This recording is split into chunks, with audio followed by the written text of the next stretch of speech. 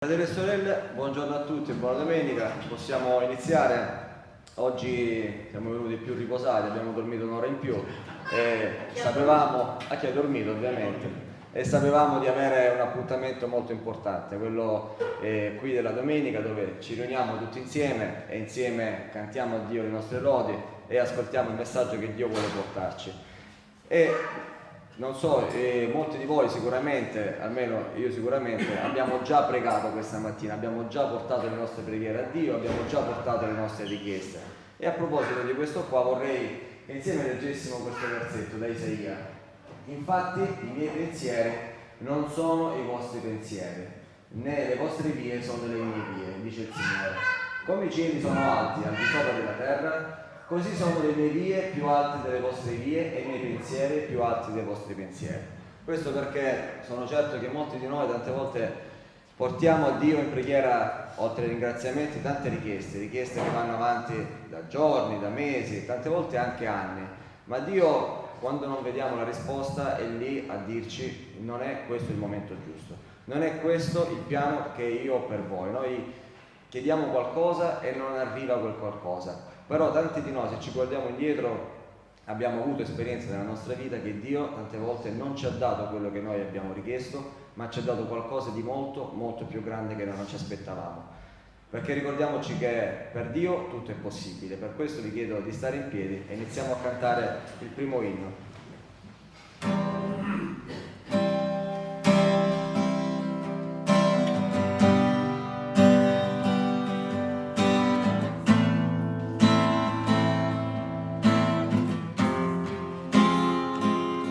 Questo è il luogo che Dio ha scelto per te, questo è il tempo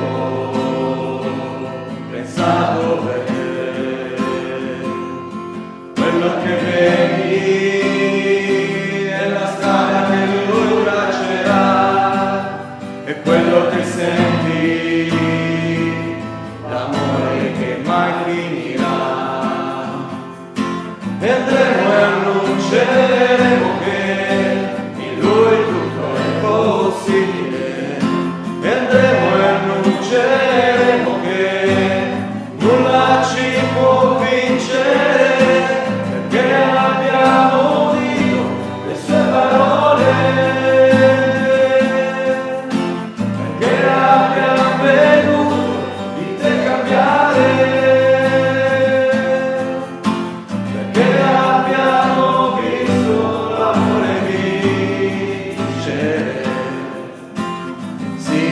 Abbiamo visto l'amore vincere. Questo è il momento che Dio ha scelto per te, questo è il sogno che ha fatto su te. Quella che vedi è la strada tracciata per te, senti l'amore che ti accompagnerà. E andremo e annunceremo che in Lui tutto è possibile. E andremo e annunceremo che nulla ci può vincere, perché abbiamo udito le sue parole.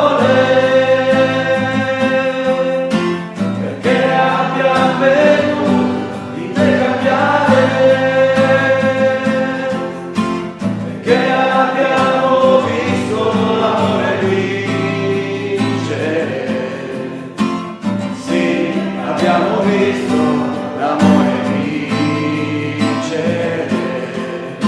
E andremo e annunceremo che in Lui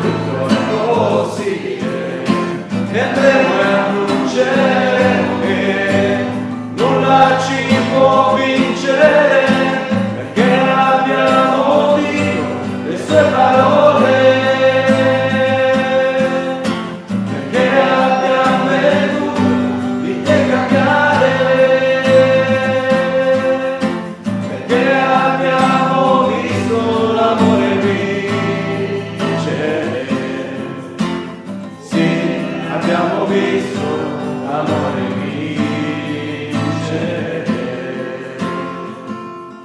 Questo è il tempo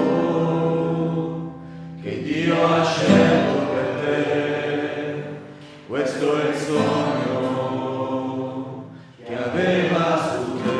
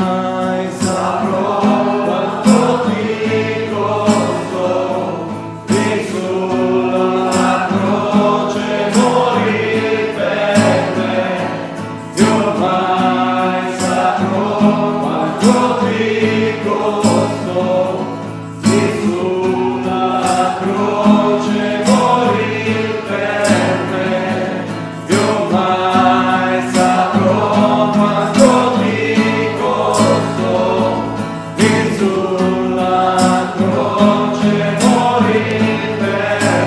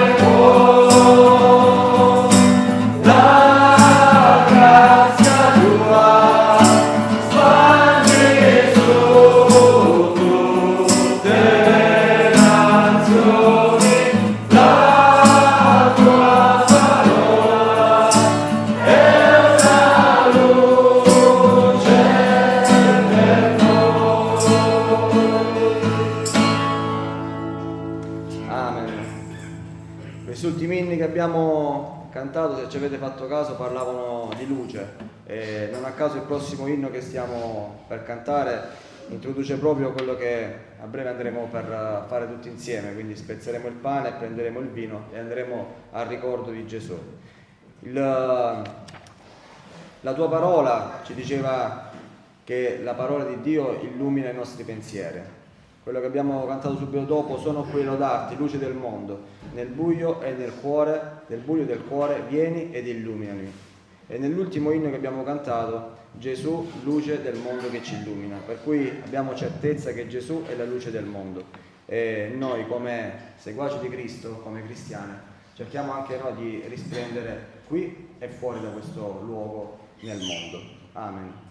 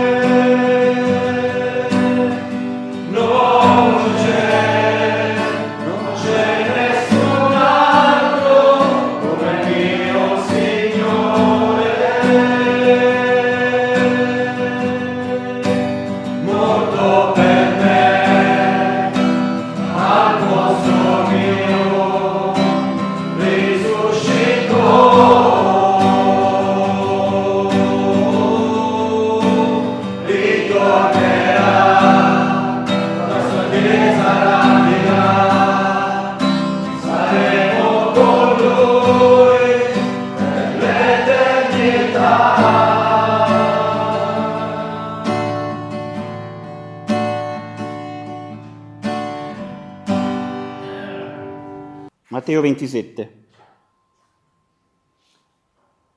Dall'ora sesta si fecero tenebre su tutto il paese, fino all'ora nona.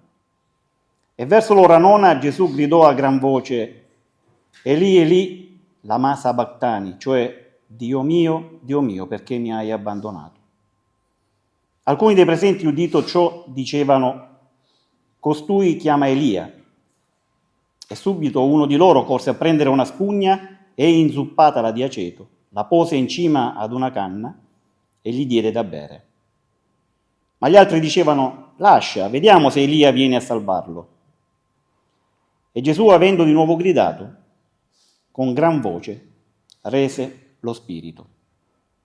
Ed ecco la cortina del tempio si squarciò in due, da cima a fondo.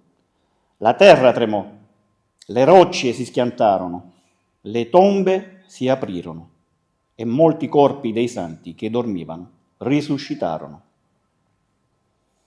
Il centurione e quelli che con lui facevano la guardia a Gesù, visto il terremoto e le cose avvenute, furono presi da grande spavento e dissero: veramente costui era figlio di Dio. Per 3 ore il paese è immerso nell'oscurità. Il Salvatore è solo davanti al Dio Santo. Al termine di quelle terribili ore grida a gran voce le stesse parole di Davide: Dio mio, perché mi hai abbandonato? Sì, durante quelle 3 ore Dio ha abbandonato il suo amato figlio, che si era fatto carico dei nostri peccati. Poiché Dio non può sopportare il peccato, la sua ira si è riversata su di lui. La giustizia del Dio Santo e la salvezza degli uomini sono la risposta a quella terribile domanda del figlio. Con quel grido straziante Gesù sembra dare ragione ai suoi nemici che lo avevano sfidato dicendo: si è confidato in Dio, lo liberi ora se lo gradisce, poiché ha detto sono figlio di Dio. Ma Dio non lo libera, non libera il suo amato figlio, lo abbandona, malgrado tutta la sua fiducia. Il grido straziante di Gesù non è tuttavia disperato e si apre alla certezza della gloria. Alcuni pensano che quel grido esprima dubbio o addirittura ribellione verso il Padre. Dio non ha potuto rispondere durante quelle 3 ore di oscurità perché Gesù è stato fatto diventare peccato per noi e stava sopportando l'ira di Dio contro quel peccato. Gesù è perfetto nei suoi sentimenti verso Dio, anche durante quelle 3 terribili ore. Dio ha dimostrato di aver accettato il sacrificio di suo figlio, risuscitandolo e facendolo sedere alla sua destra. Se quel grido non fosse risuonato, non sapremmo fino a che punto è arrivato l'amore del Padre e del Figlio per salvarci. Nella sua passione, in obbedienza al Padre, il Signore Gesù ha attraversato l'abbandono e la morte per tornare alla vita e donarla a tutti i credenti. Preghiamo. Signore, vogliamo venire davanti a te e ci prostriamo con la nostra anima, col nostro corpo, perché vogliamo ringraziarti per tanto amore che tu hai avuto per noi.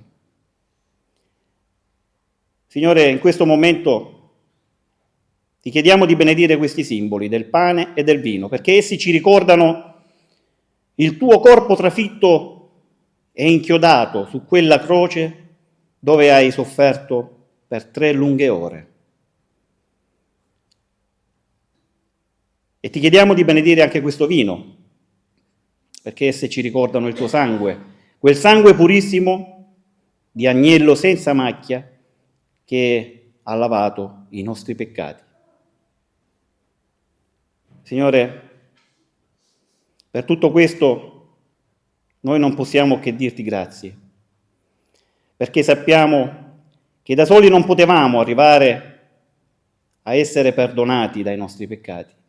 E quindi solo tu avresti potuto, e lo hai fatto, donare la tua vita per salvare la nostra. Signore, grazie per il tuo grande amore. Nel nome e per amore di Cristo Gesù, il tuo figliolo, il nostro Salvatore, che è con te benedetto in eterno. Amen. Buongiorno a tutti quanti. Ciò che leggeremo stamattina non è che un forte richiamo per le nostre vite, un richiamo universale che proviene da un'epoca molto lontana e risale a circa 2700 anni fa, quando Dio parlò per bocca del profeta Michea, e siccome la parola di Dio dura in eterno, quel richiamo anche oggi ha la sua stessa efficacia. Michea è un profeta ebreo vissuto nel regno di Giuda. All'epoca c'era il regno del nord e il regno di Giuda. Israele era diviso così. Michea era un contemporaneo del profeta Isaia, e mentre Isaia viveva in città Gerusalemme, Michea viveva in campagna. Michea era un semplice uomo di campagna, originario di un villaggio rurale abitato da agricoltori e da allevatori. Siamo in un periodo storico caratterizzato da una grande stabilità politica. C'era il pericolo costante dell'Assiria con la sua inarrestabile espansione, Inoltre, il popolo di Dio viveva purtroppo in una profonda decadenza morale e spirituale. Infatti i profeti, anzi, meglio dire i falsi profeti, sia loro che i capi, i sacerdoti e i giudici, vivevano nel lusso e nell'agiatezza, a spese di chi? Del restante popolo. Quindi questi, anziché sostenere il popolo secondo la volontà di Dio, secondo il volere di Dio, al contrario lo opprimevano e abusavano di loro. Infatti nel libro di Michea si leggono queste testuali parole.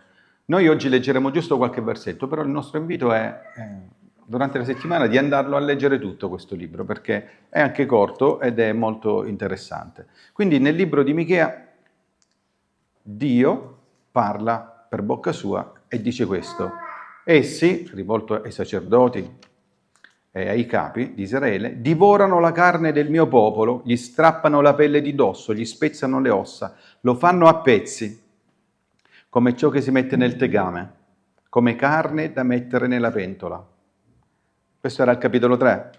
Al capitolo 2 dice: essi desiderano dei campi e se li estorcono, desiderano delle case e se le prendono, e così opprimono l'uomo e la sua casa, e così opprimono l'individuo e la sua proprietà. A riguardo ai giudici, Dio, per bocca di Michea, dice: i giudici si facevano corrompere per un prezzo, quindi in cambio di denaro, e i profeti erano corrotti, profetizzando pace solo a chi li pagava, e profetizzavano guerra a chi non li pagava.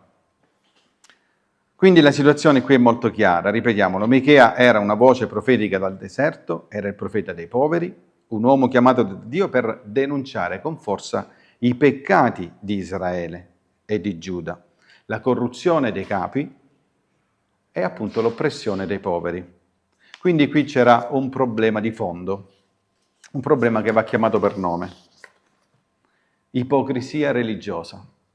Quindi era una religiosità apparente, una religiosità esteriore fatta solo di atti, di sacrifici e di rituali, ma era una religiosità priva di un cuore retto e priva di una vera giustizia sociale come voleva Dio.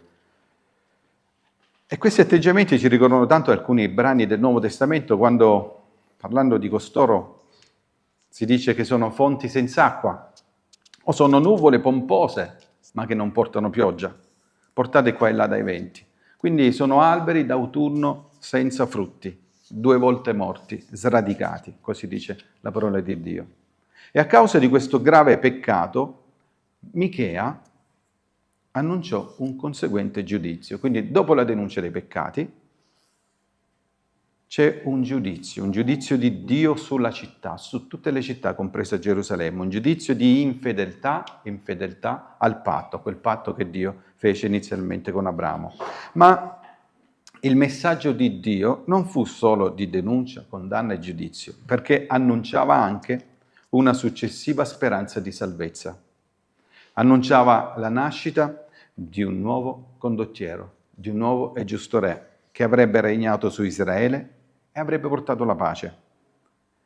E Michea, 2700 anni fa, indicò anche il luogo dove sarebbe nato costui, in Betlemme.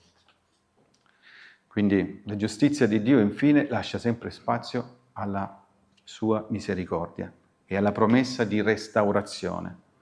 Lascia spazio alla speranza di redenzione per ognuno. E in tutta questa vicenda troviamo il versetto che io e Pablo stamattina vogliamo mettere al centro della nostra attenzione. Questo versetto è un vero riassunto della volontà di Dio, non solo per i credenti di allora, ma per quelli di ogni epoca, compresi noi. Siamo al capitolo 6, dove a seguito dell'ammonizione il popolo, chiaramente un po' spaventato, si chiedeva con disperazione come potesse placare ora l'ira di Dio dopo ciò che aveva fatto. E la risposta del Signore, data sempre per tramite di Michea, la sua risposta è molto semplice ed è molto utile a noi oggi. Dio dice: o uomo, egli ti ha fatto conoscere ciò che è bene. Che altro richiede da te il Signore se non che tu pratichi la giustizia, che tu ami la misericordia e che tu cammini umilmente con il tuo Dio? Che altro richiede da te il Signore? In questo brano, Micheia, questo uomo di Dio, ci rivela in un modo semplice quali sono le tre richieste che il Signore fa a ciascuno di noi. La prima richiesta del Signore è che l'uomo pratichi la giustizia. Vedete, il profeta non dice di parlare di giustizia né di difendere la giustizia, ma di praticarla. Praticare la giustizia significa agire in modo giusto in ogni circostanza, davanti a Dio e davanti agli uomini, sia in pubblico che in privato.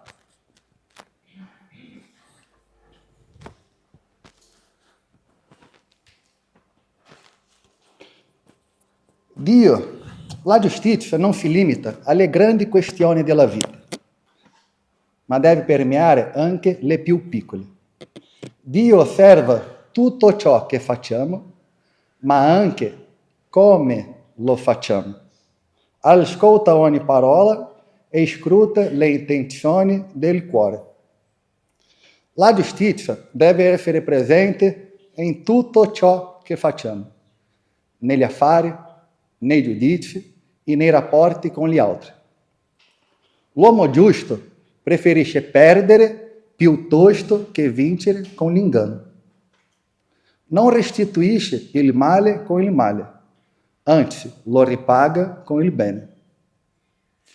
L'uomo che dice di amare Dio, ma non mette in pratica queste cose, è bugiardo, perché chi non ama il suo fratello che vede, non può amare Dio che non vede.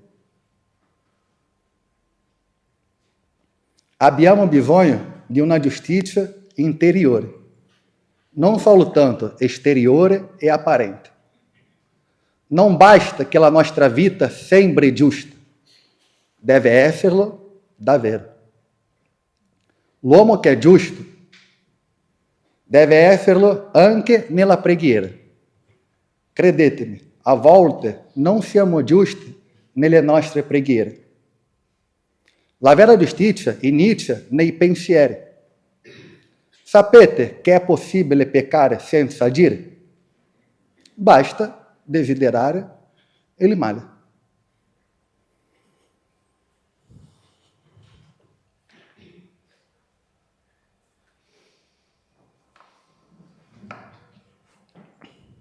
Userò una illustrazione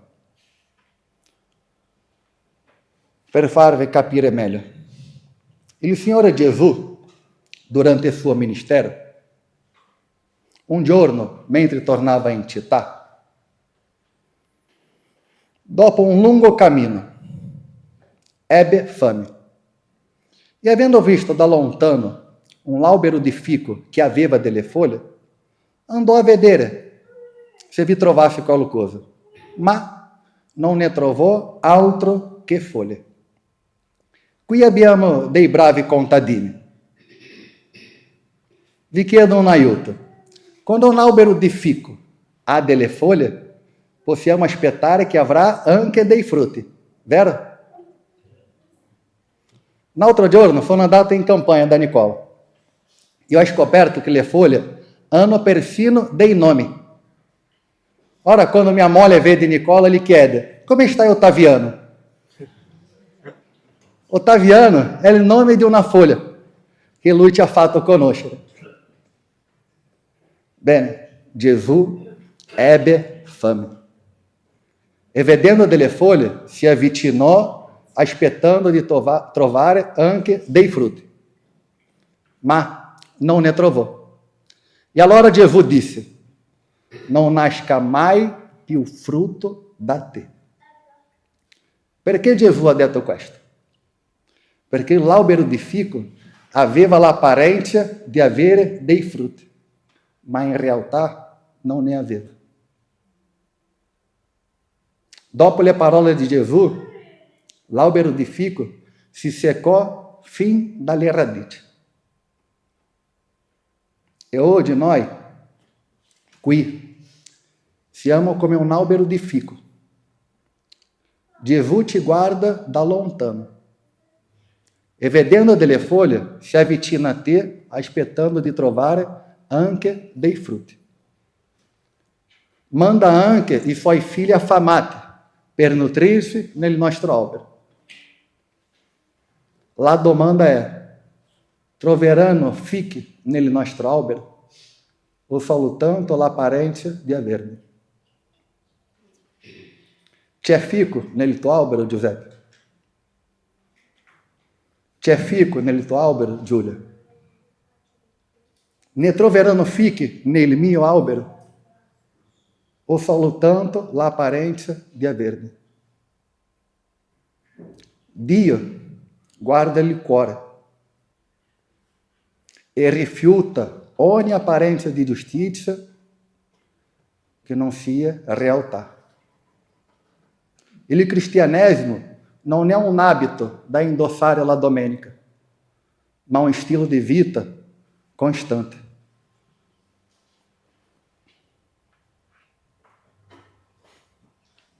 La vera fede, però, non si fonda solo sulla giustizia, perché se fosse così sarebbe fredda, rigida e severa.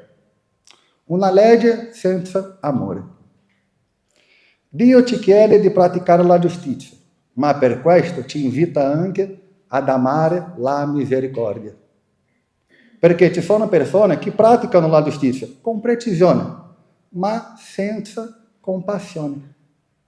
Pagano ciò che devono, ma non perdonano ciò che è dovuto. Donano, ma con freddezza. Fanno il bene, ma non lo amano. Il vero credente deve amare la misericordia. Sai perché? Perché ele stesso è stato oggetto della misericordia di Dio. Ricordati di quanto il Signore è stato paziente con te e per questo sii paziente con gli altri. Ricordati di quanto liberamente sei stato perdonato e per questo devi perdonare anche tu.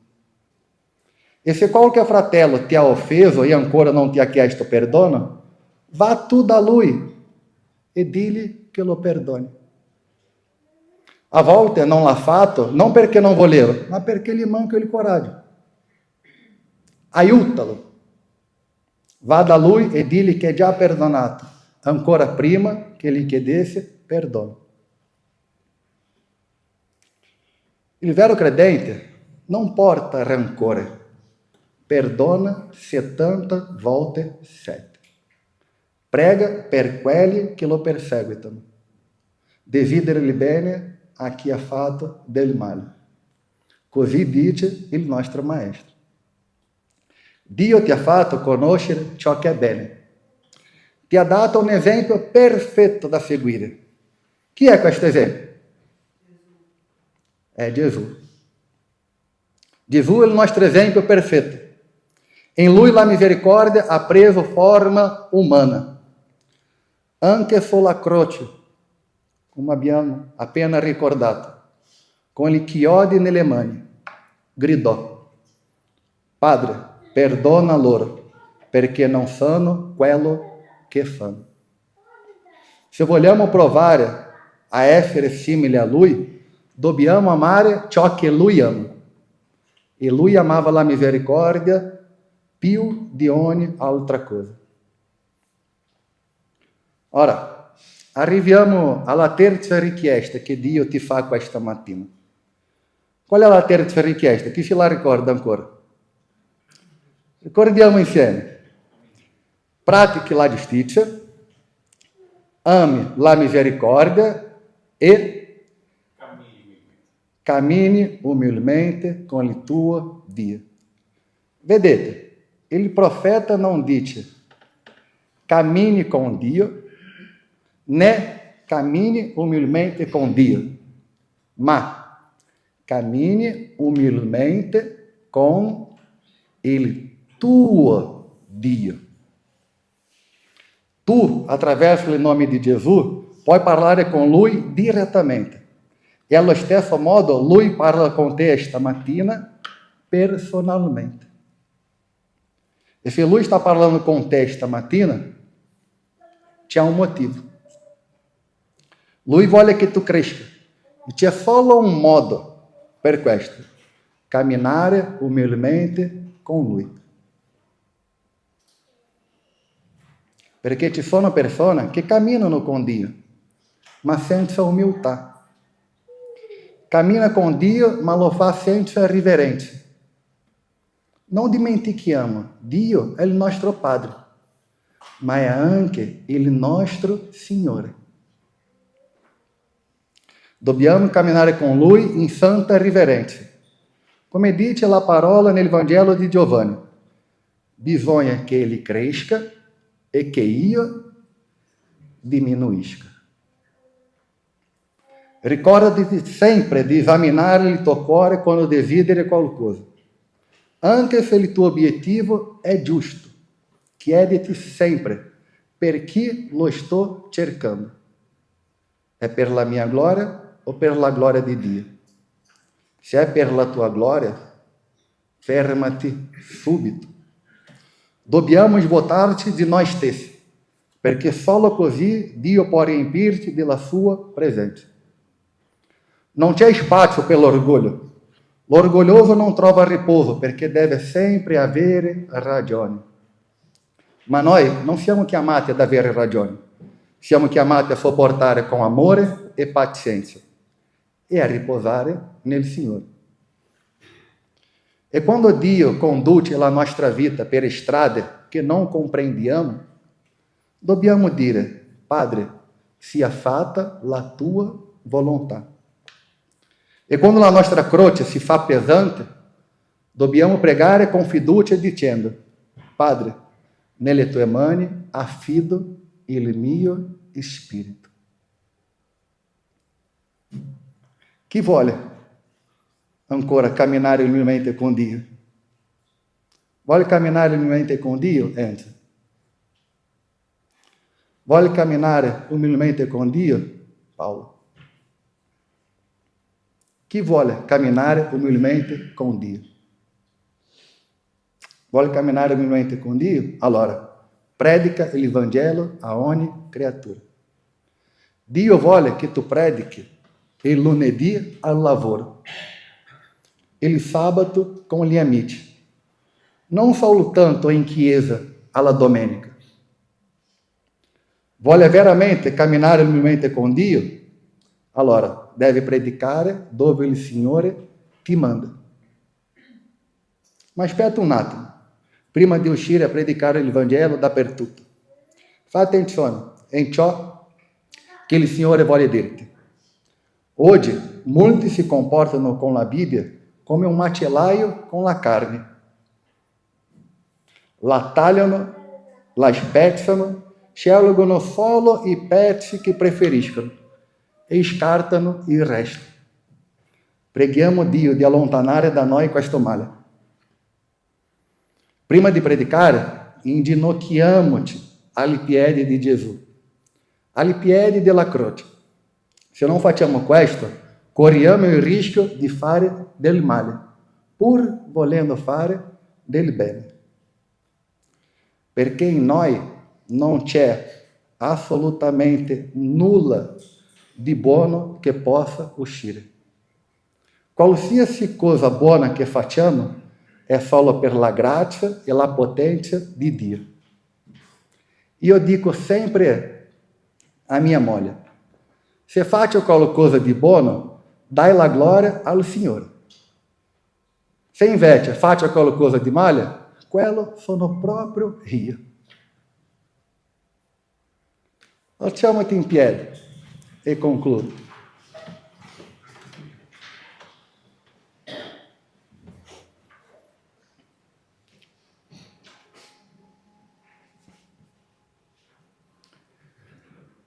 Dio ha suscitato il profeta Micheia per richiamare l'attenzione del popolo.